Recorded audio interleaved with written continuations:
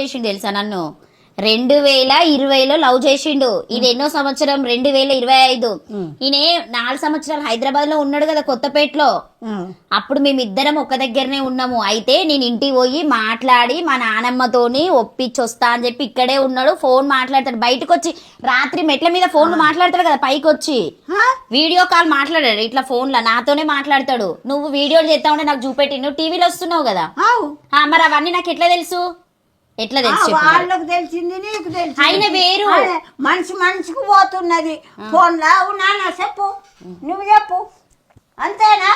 మరి ఈ మాట ఇట్లా మాట్లాడుతున్నావు నువ్వు. లేదు, నేనైతే మీ మనవని తీసుకొని పోతున్నా. చేతి పట్టుకుంటున్నదే తీసుకపోతా నిజంగానే. అరే నిజంగానే నేను గిన్ని సంవత్సరాలు వెయిట్ చేసిన ఇక జాలిగా పట్టుకోబోతున్నది కానీ ఎన్నడన్నా నచ్చినావా? మీ మనమాడు కోసం నువ్వు లేవు కాదు. మరి 4 ఏళ్ళ సంది ఎటుపోయినావు అన్నాడు. ఎటుపోయినావు? ఏం చేసినావు? మోసం చేసి వచ్చిండు మీ మనవడు. నడు మీ ఊరోళ్ళందరినీ పిలుపు. ఇగో మీ కోడలు కౌన్సిలర్ కదా, నడు పిలిపి అందరిని పిలిపి పంచాయతీ పెడతాడు. నడు తీసుకురాపో అందరిని, అందరిని తీసుకురాపో ఊరోళ్ళను. మొన్న